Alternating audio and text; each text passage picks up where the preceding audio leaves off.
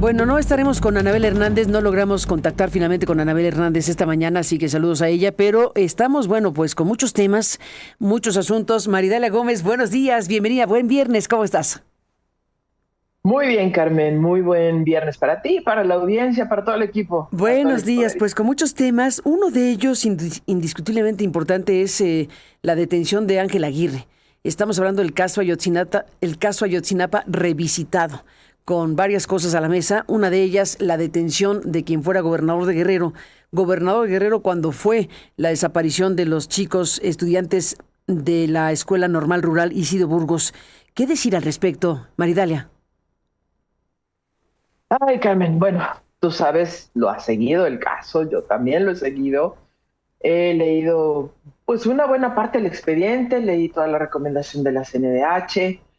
Eh, yo espero que esto no sea un golpe político, Carmen, porque este caso ya no se merece esos golpes políticos útiles, de acuerdo a lo mal que le esté yendo a un gobierno, sale un golpe así.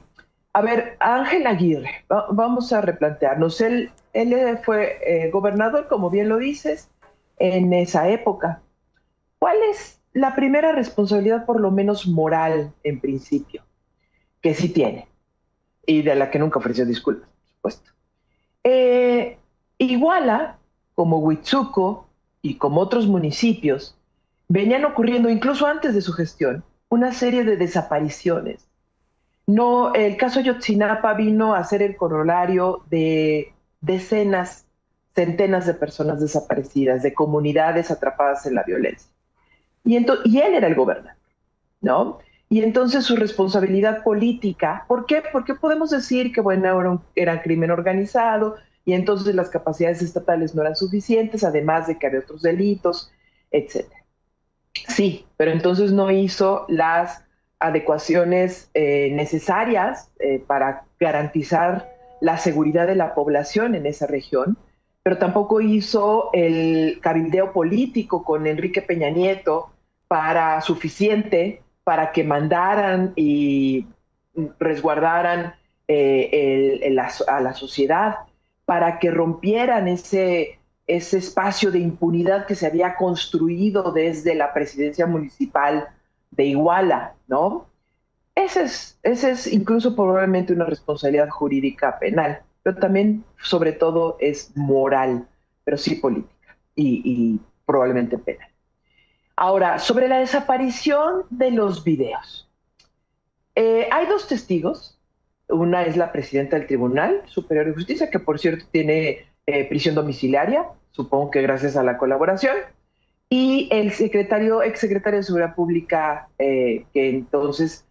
a quien también, por cierto, ambos se le pueden atribuir bastantes delitos de impunidad, de omisión, de acción, etcétera, quien tiene un brazalete y por eso ya salió también de prisión, entonces debemos considerar que están colaborando. Ya vivimos una época de testigos colaboradores en el caso Ayotzinapa. En ese caso fueron los integrantes de Guerreros Unidos y nos fue muy mal como país en la impunidad porque salieron más de 60 personas de Guerreros Unidos vinculados a desapariciones. Entonces, no vaya a ser aquí que la autoridad les dé beneficios a estas personas que también tienen delitos probados por acusar, por ahora sí que para escupir para arriba, ¿no? Sí se tiene que investigar al gobernador sin lugar a dudas. Porque no puede pasar así. Porque él también tenía que haber sabido que el C4, donde se controlaban las cámaras de seguridad, donde convergían las autoridades de auxilio como de Cruz, de ambulancias, de bomberos, de policía, municipal y estatal, incluso federal, estaba tomado por la delincuencia. ¿Por qué no lo sabía? ¿Y por qué no hizo nada? ¿No? Claro que sí tiene que responder, como él, como muchos otros.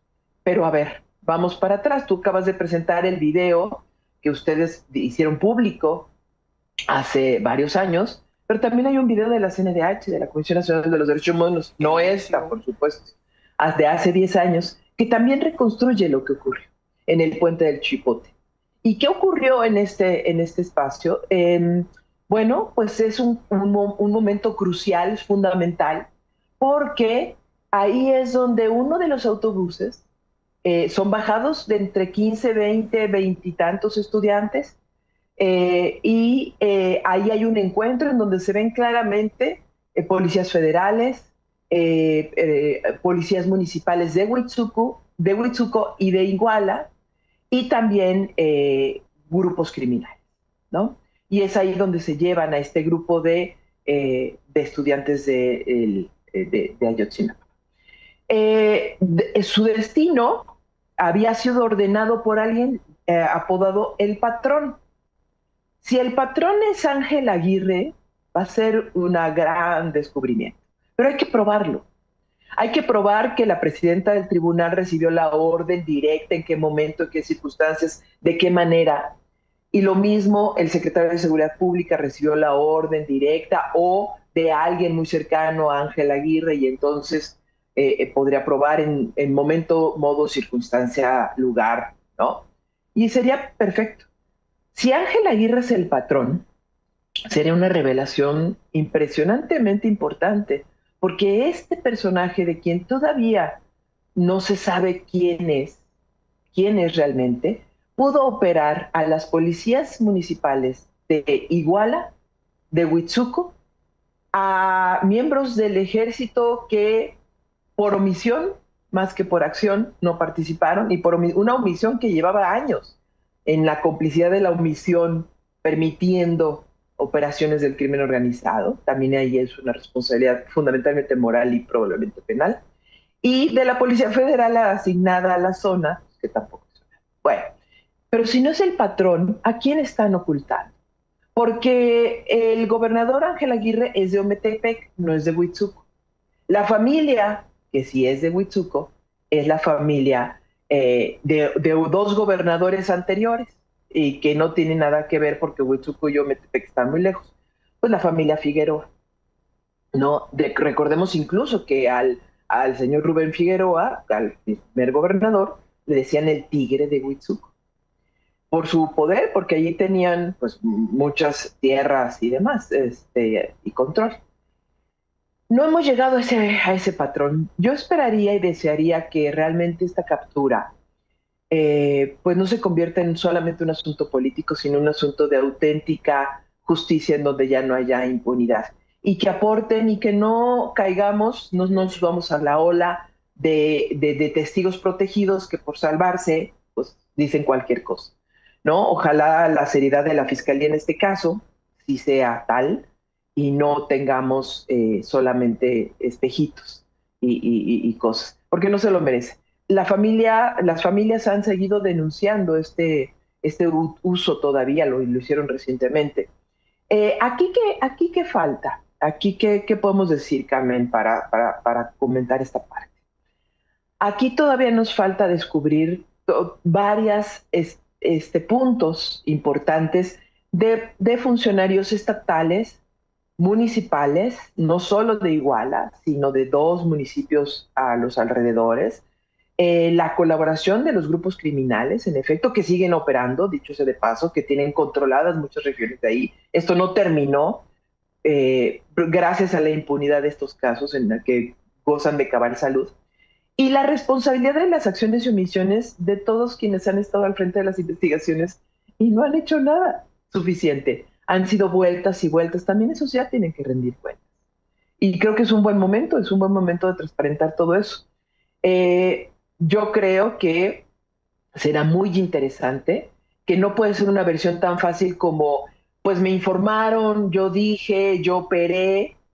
No, es cierto que la Fiscalía Estatal tomó el control del lugar en cuanto se enteraron. De hecho, desde antes habían informes que estuvieron compartiendo con las autoridades federales sobre la situación en que prevalecía y que estuvieron haciendo, se emitieron órdenes de aprehensión estatal. Incluso pues, iba a ser, gracias a eso, el desafuero del presidente municipal de Iguala. Es cierto que incluso rescataron, la Fiscalía Estatal fue quien rescató y que además inventó el caso. Rescató estudiantes y cimentó en las primeras declaraciones que han sido valiosísimas. Y después, ¿qué pasó? ¿Quién más hizo? ¿Quién más aportó? Eh, ¿El gobernador hizo lo suficiente? ¿Ha asumido su responsabilidad? No. Política, moral, no. Sería muy fácil solo decir que trató, hizo, buscó, pero no, no sería suficiente. Ya no son tiempos de esos. Entonces, Carmen, es una noticia muy interesante, muy importante. Aquí en México no solemos detener a gobernadores, que por cierto fue ratificado en estos días la sentencia a Mario Villanueva como narcotraficante, aunque ya está en su casa cumpliendo la sentencia de 36 años. Tenemos pocos gobernadores de los que sabemos que sí hay responsabilidad y que pocos han sido acusados penalmente. Veamos qué es y hacia dónde lleva, y que no sea otra vez el uso político del caso Ayotzinapa, pues para desviar atención ante los conflictos tan graves que existen, ¿no? Pues sí, es un caso icónico, es un caso muy importante y desde luego la detención de un exgobernador no es cualquier cosa, pero tú dices, ojalá que no sea un uso político. ¿Para qué? Para desviar la atención de otros temas. Así es, para desviar otros temas que tenemos encima. Mira, Carmen. ¿Cómo cuáles te gustaría? Bueno, si uno te escucha toda la semana, creo que acaba en estado deprimido. Entonces, porque tenemos muchos son los temas. Mira, dieron dos cosas muy interesantes. A ver, una muy importante.